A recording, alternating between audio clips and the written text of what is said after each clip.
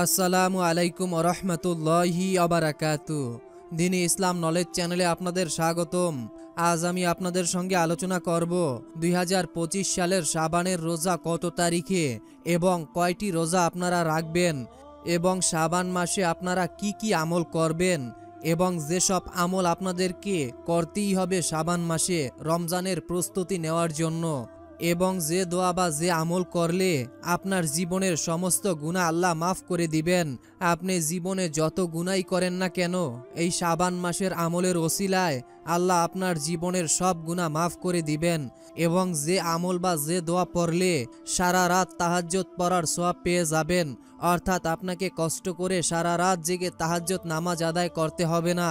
যে আমল করলে সারা রাত তাহাজ্জুদ নামাজ আদায় করার সওয়াব পেয়ে যাবেন, সেই আমলের কথাও বলে দিব।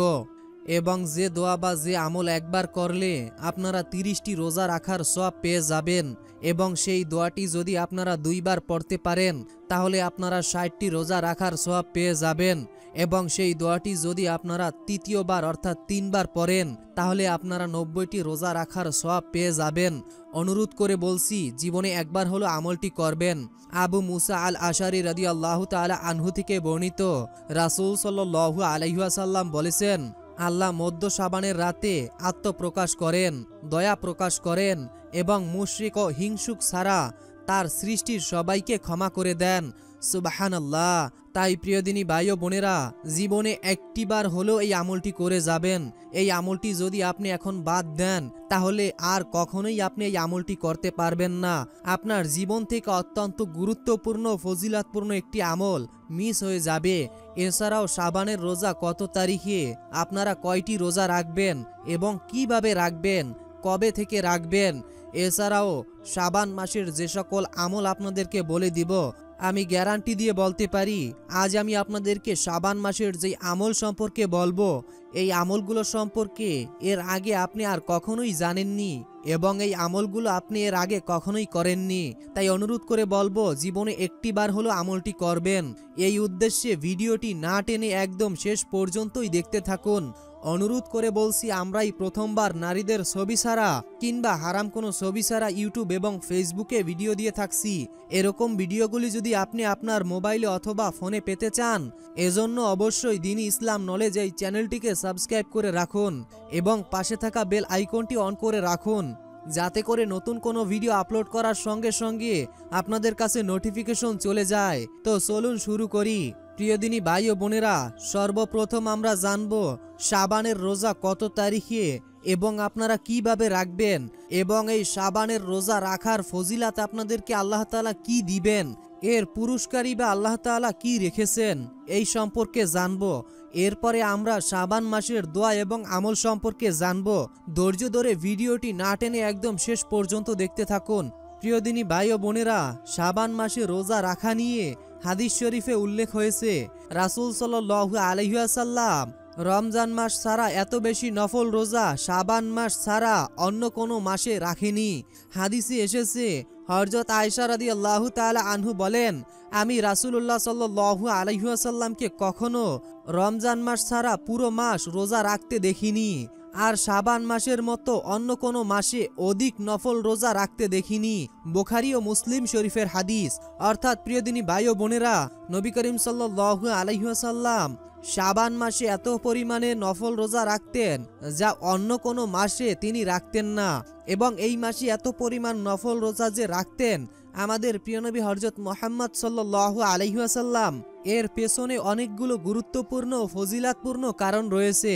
কেননা যেহেতু নবীজি এই মাসে অধিক পরিমাণে রোজা রাখতেন, নিশ্চয়ই এই মাসটার গুরুত্ব অনেক বেশি। তাই আপনারা চেষ্টা করবেন এই শাবান মাসের শুরু থেকে রমজানের আগ পর্যন্ত আপনারা যত বেশি পারেন নফল রোজা রাখবেন।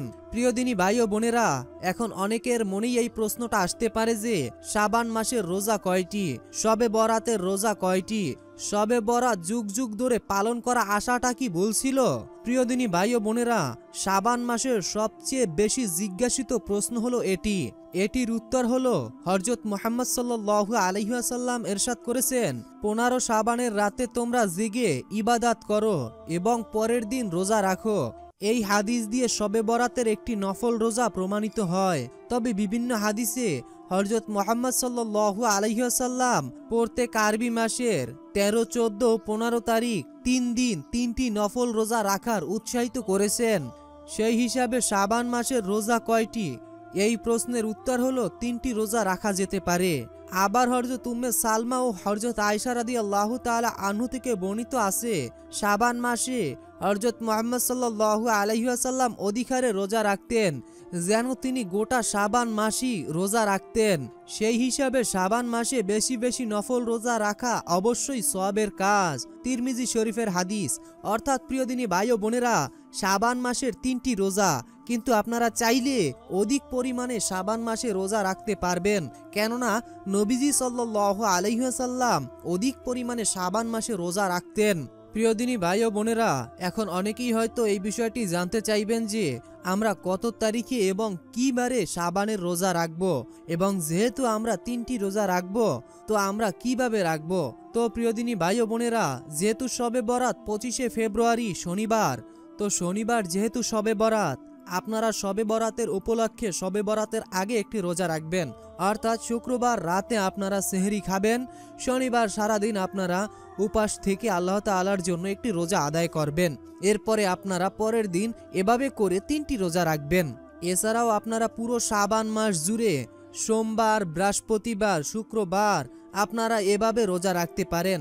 সোমবার এবং বৃহস্পতিবার নবীজি সাল্লাল্লাহু আলাইহি ওয়াসাল্লাম রোজা রাখতেন, অর্থাৎ সব সময় তিনি 12 মাসেই সোমবার এবং বৃহস্পতিবার রোজা রাখতেন। আর শাবান মাসের গুরুত্ব তো অপরিসীম, এই মাসে তো নবীজি পুরো মাসই রোজা রাখতেন, এরকম প্রমাণও রয়েছে। তো এজন্য আপনারা চেষ্টা করবেন এই শাবান মাসে বৃহস্পতিবার এবং সোমবার এই 2টি রোজা রাখবেন। তাছাড়াও শবে বরাত যখন আসবে তখন আপনারা শবে বরাতের জন্য 3টি রোজা রাখবেন।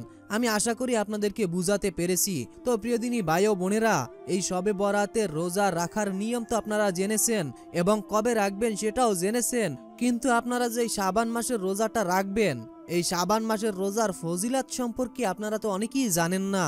তো চলুন আগে আমরা জেনে নেই, আপনারা যেই শাবান মাসে রোজা রাখবেন, একটা রোজাও যদি আপনারা শাবান মাসে রাখতে পারেন, এর পুরস্কার আপনাদেরকে আল্লাহ তাআলা কি দিবেন। রোজার ফজিলাত সম্পর্কে হাদিস শরীফে হযরত আবু হুরায়রা রাদিয়াল্লাহু তাআলা আনহু থেকে বর্ণিত, রাসূল সাল্লাল্লাহু আলাইহি ওয়াসাল্লাম বলেছেন, প্রত্যেক বস্তুর যাকাত আছে, শরীরের যাকাত হলো রোজা। ইবনে মাজাব শরীফের হাদিস। রাসূল সাল্লাল্লাহু আলাইহি ওয়াসাল্লাম বলেছেন, রোজা হলো ঢাল স্বরূপ এবং বান্দাকে জাহান্নাম থেকে বাঁচার একটি মাধ্যম।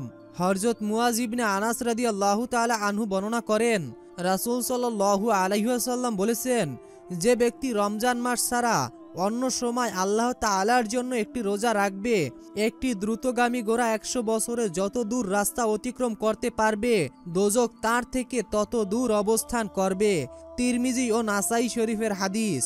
হযরত আবু সাউদ খুদরি রাদিয়াল্লাহু তাআলা আনহু থেকে বর্ণিত, তিনি বর্ণনা করেন, রাসূল সাল্লাল্লাহু আলাইহি ওয়াসাল্লাম বলেছেন, যে ব্যক্তি আল্লাহ তাআলাকে সন্তুষ্ট করার জন্য একটি রোজা রাখবে, আল্লাহ তাআলা তার মুখকে দোজখের আগুন থেকে 700 বছর রাস্তা দূরে রাখবেন। সুবহানাল্লাহ, সুবহানাল্লাহ। হযরত আবু দারদা রাদিয়াল্লাহু ও হযরত আবু উমামা রাদিয়াল্লাহু তাআলা আনহু বর্ণনা করেন, রাসূল সাল্লাল্লাহু আলাইহি ওয়াসাল্লাম বলেছেন, আল্লাহ তাআলার জন্য পালনকৃত রোজার ফলে জাহান্নাম ওই রোজাদার ব্যক্তির থেকে আসমান এবং জমিনের জায়গা দূরে অবস্থান করবে। সুবহানাল্লাহ, সুবহানাল্লাহ। অন্য এক হাদিসে এসেছে, হযরত ওমর রাদিয়াল্লাহু তাআলা আনহু ও হযরত আব্দুল্লাহ ইবনে আব্বাস রাদিয়াল্লাহু তাআলা আনহু থেকে বর্ণিত, রাসূলুল্লাহ সাল্লাল্লাহু আলাইহি ওয়াসাল্লাম বলেছেন, দোজখ রোজাদার ব্যক্তির থেকে 100 বছরের দূরে অবস্থান করবে, কেননা রোজা যেহেতু আল্লাহর জন্য এবং এর পুরস্কার আল্লাহ তাআলা নিজে দিবেন বলে ওয়াদা করেছেন। তো প্রিয় দিনী ভাই ও বোনেরা, আমি আশা করি আপনারা সকলেই এই রোজার ফজিলাত বুঝতে পেরেছেন, এবং আরো অনেক ফজিলাত রয়েছে, যে ফজিলাত বলতে গেলে অনেক সময়ের দরকার। তো আমি আপনাদেরকে আর 2টা ফজিলাত বলে দিচ্ছি। আল্লাহর রাসূল সাল্লাল্লাহু আলাইহি ওয়াসাল্লাম বলেছেন, যে ব্যক্তি আল্লাহকে সন্তুষ্ট করার জন্য একটি রোজা রাখবে, আল্লাহ তাআলা তার দুনিয়ার সমস্ত পেরেশানি মিটিয়ে দিবেন, সকল অভাব অনটন ও দারিদ্রতা দূর করে দিবেন। তার দুনিয়াতে কোনো চিন্তা থাকবে না, টাকা পয়সার চিন্তা থাকবে না। সে দুনিয়াতে এমনভাবে জীবন যাপন করবেন, তাকে দেখে মনে হবে সে জান্নাতে রয়েছে। এবং যে শাবান মাসে একটি রোজা রাখবে আল্লাহ তাআলা তার মনের আশা পূরণ করে দিবেন। এই রোজার ওসিলায় তার সকল বিপদ আপদ ও বালা মুসিবত আল্লাহ দূর করে দিবেন। তো প্রিয় দিনী ভাই ও বোনেরা, রমজান মাসের প্রস্তুতি আমাদেরকে শাবান মাসেই নিতে হবে। এই শাবান মাসে আমরা কি কি আমল করব, কোন আমল দিয়ে আমাদের জিন্দিগি সাজাবো। শাবান মাসটা অত্যন্ত গুরুত্বপূর্ণ একটি মাস। দিনী ভাই ও বোনেরা, এই শাবান মাসে যদি আপনি রমজানের পূর্ব প্রস্তুতি না নিতে পারেন এবং আমল না করতে পারেন, তাহলে আপনি জীবনে ব্যর্থ হয়ে যাবেন। কেননা আপনি যদি 2025 সালে এই আমলগুলো না করতে পারেন, তাহলে আপনি 2026 সালে গিয়ে আমল করবেন, এই সুযোগ কিন্তু আপনি পাবেন না। এজন্য আপনাদেরকে অবশ্যই এই মাসে আমল করতে হবে। তো দিনী ভাই ও বোনেরা, শাবান মাসের আমল বলার আগে এবং দোয়াগুলো বলার আগে আমরা পবিত্র কোরআনের একটি সূরা শুনব।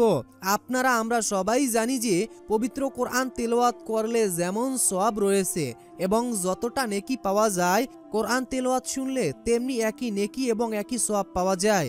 যদি আপনি এই সূরাটি জোরে জোরে আপনার ঘরে বাজাতে পারেন, দিনী ভাই ও বোনেরা, আপনার ঘর থেকে সকল প্রকার বিপদ আপদ ও বালা মুসিবত দূর হয়ে যাবে।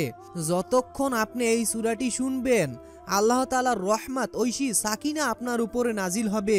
আল্লাহ তাআলার ফেরেশতারা আপনাদের জন্য দোয়া করবেন, ফেরেশতারা আপনাদেরকে ঘিরে রাখবেন যতক্ষণ আপনি আল্লাহ তাআলার পবিত্র কোরআনের এই সূরাটি শুনবেন। মহান আল্লাহ তাআলা বলেন, আর যখন কোরআন তেলাওয়াত করা হয় তখন তোমরা গভীর আগ্রহ সহকারে ও মনোযোগ সহকারে তা শোনো এবং নিশ্চুপ হয়ে থাকো, যাতে তোমাদের প্রতি আল্লাহর রহমত ঐশী সাকিনা নাজিল হয় এবং তোমাদের উপরে আল্লাহর ফেরেশতারা দোয়া করতে পারে।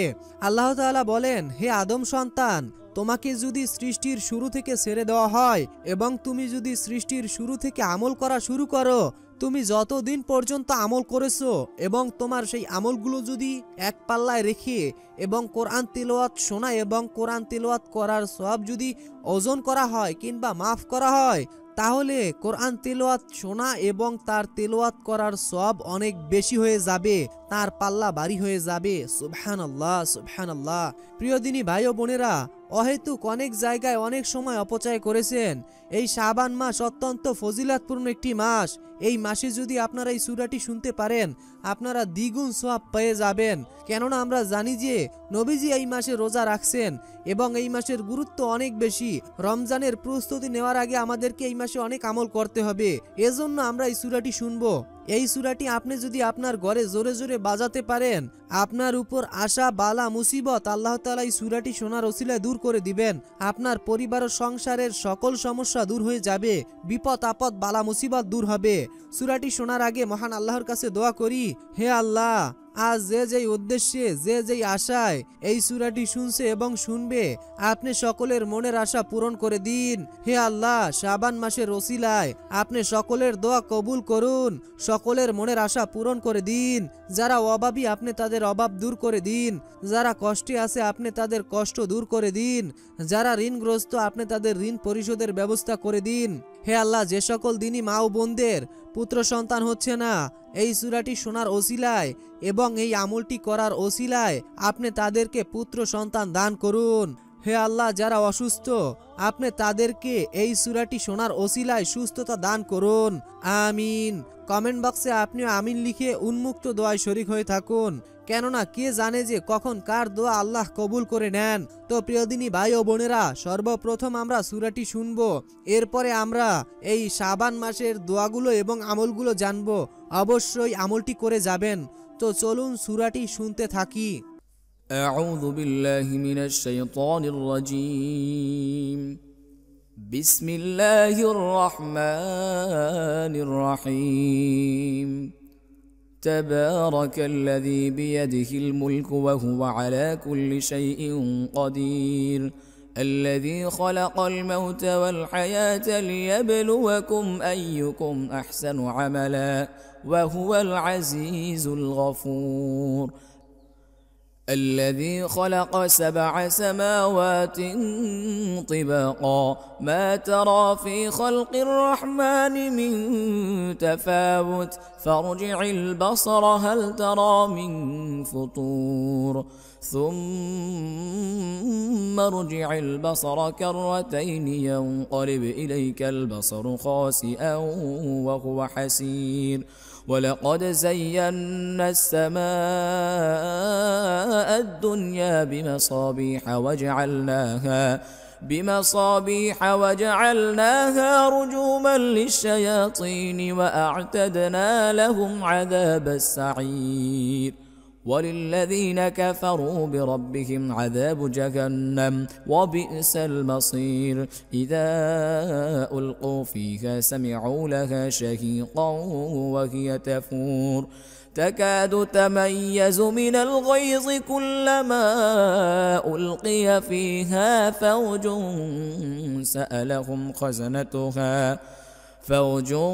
سألهم خزنتها ألم يأتكم نذير قالوا بلى قد جاءنا نذير فكذبنا وقلنا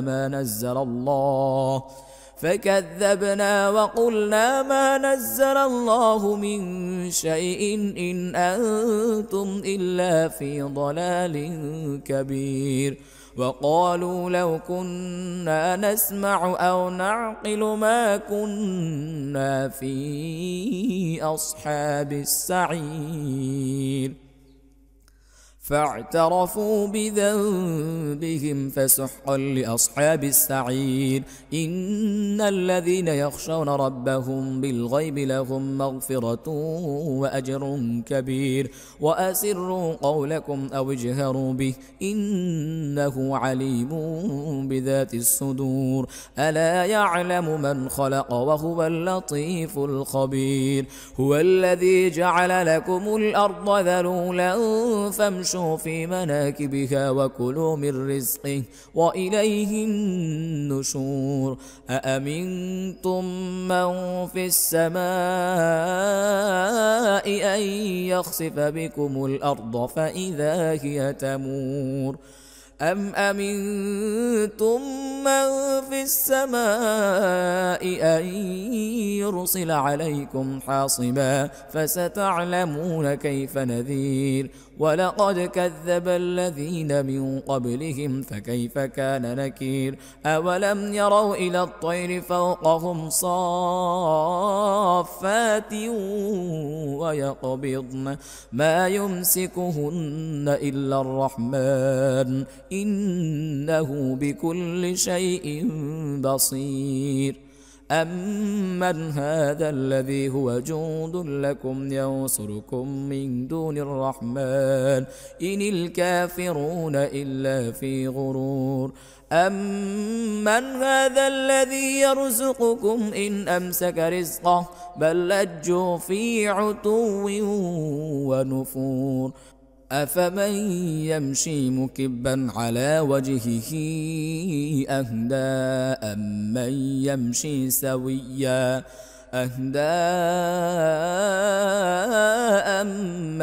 يمشي سويا على صراط مستقيم قل هو الذي أنشأكم وجعل لكم السمع والأبصار والأفئدة قليلا ما تشكرون قل هو الذي ذرأكم في الأرض وإليه تحشرون ويقولون متى هذا الوعد إن كنتم صادقين قل إنما العلم عند الله وإنما أنا نذير مبين فلما رأوه زلفة سيئت وجوه الذين كفروا وقيل هذا الذي كنتم به تدعون قل أرأيتم إن أهلكني الله ومن معي أو رحمنا فمن يجير الكافرين من عذاب أليم قل هو الرحمن آمنا به وعليه توكلنا فستعلمون من هو في ضلال مبين قل أرأيتم إن أصبح ماؤكم غورا فمن يأتيكم بماء معين صدق الله العظيم। ইসলাম প্রিয় দিনী ভাই ও বোনেরা, আমি আশা করি আপনারা সকলেই মনোযোগের সাথে এই গুরুত্বপূর্ণ ফজিলাতপূর্ণ সূরাটি শুনেছেন। তো এখন আমি আপনাদেরকে শাবান মাসের দোয়া এবং আমলগুলো বলে দিচ্ছি। আপনারা ধৈর্য ধরে এবং মনোযোগ সহকারে সকলেই দোয়াগুলো মুখস্থ করে রাখুন এবং চাইলে স্ক্রিনশট দিয়েও রাখতে পারেন। বিসমিল্লাহির রহমানির রহিম। লা ইলাহা ইল্লাল্লাহু আল্লাহু আকবার ওয়ালা হাওলা ওয়ালা কুওয়াতা ইল্লা বিল্লাহ। আমি আবারও বলে দিচ্ছি, লা ইলাহা ইল্লাল্লাহু আল্লাহু আকবার ওয়ালা হাওলা ওয়ালা কুওয়াতা ইল্লা বিল্লাহ। আব্দুল্লাহ ইবনে আমর রাদিয়াল্লাহু তাআলা আনহু থেকে বর্ণিত, রাসূলুল্লাহ সাল্লাল্লাহু আলাইহি ওয়াসাল্লাম বলেছেন, পৃথিবীর বুকে যেই ব্যক্তি বলবে লা ইলাহা ইল্লাল্লাহু আল্লাহু আকবার ওয়ালা হাওলা ওয়ালা কুওয়াতা ইল্লা বিল্লাহ, তার অপরাধগুলো ক্ষমা করে দেওয়া হবে, যদিও তার সাগরের ফেনা পরিমাণ অপরাধ রয়েছে। তিরমিজি শরীফের হাদিস। অর্থাৎ প্রিয় দিনী ভাই ও বোনেরা, এইমাত্র আমি যে দোয়াটি আপনাদেরকে বলে দিলাম, এটি পড়ার দ্বারা আপনাদের সাগরের ফেনা পরিমাণ যদি গুনাহ হয়ে থাকে তা আল্লাহ তাআলা ক্ষমা করে দিবেন, মাফ করে দিবেন। তো প্রিয় দিনী ভাই ও বোনেরা, শাবান মাসে আপনারা যেই দোয়াটি বেশি বেশি পড়বেন সেই দোয়াটি হচ্ছে বিসমিল্লাহির রহমানির রহিম। আল্লাহুম্মা ইন্নী আসআলুকা বিআন্নাল্লাকাল হামদু লা ইলাহা ইল্লা আনতাল মান্নান বাদুস সামাওয়াতি ওয়াল আরদ ইয়া জাল জালালি ওয়াল ইকরাম ইয়া হাইয়ু ইয়া কাইয়ুম। আশা করি আপনারা শুনতে পেরেছেন। এই দোয়াটি অবশ্যই আপনারা বেশি বেশি এই মাসটিতে পড়বেন। এরপরে আপনারা যে দোয়াগুলো পড়বেন সে দোয়াগুলো আমি এখনই আপনাদেরকে বলে দিচ্ছি। অবশ্যই আপনারা সকল দোয়াগুলো মনোযোগের সাথে শুনবেন। বিসমিল্লাহির রহমানির রহিম। রব্বানা আতমিম লানা নূরানা ওয়া ইয়াগফির লানা ইন্নাকা আলা কুল্লি শাইইন কদির। রব্বানা আতমিম লানা নূরানা ওয়া ইয়াগফির লানা ইন্নাকা আলা কুল্লি শাইইন কদির। আপনারা চাইলে এর চেয়েও ছোট দোয়া রয়েছে, সেটিও পড়তে পারেন। রব্বি ইন্নী জালামতু নাফসি ফাগফিরলি, রব্বি ইন্নী জালামতু নাফসি ফাগফিরলি। এরপরে আপনারা যে দোয়াটি পড়বেন, আল্লাহুম্মা সাল্লি আলা মুহাম্মাদি ওয়া আলা আলি মুহাম্মাদ কামা সাল্লাইতা আলা ইব্রাহিম ওয়া আলা আলি ইব্রাহিম ইন্নাকা হামিদুম মাজিদ। আল্লাহুম্মা বারিক আলা মুহাম্মাদি ওয়া আলা আলি মুহাম্মাদ কামা বারাকতা আলা ইব্রাহিম ওয়া আলা আলি ইব্রাহিম ইন্নাকা হামিদুম মাজিদ। আমি আশা করি আপনারা সকলেই শুনতে পেরেছেন।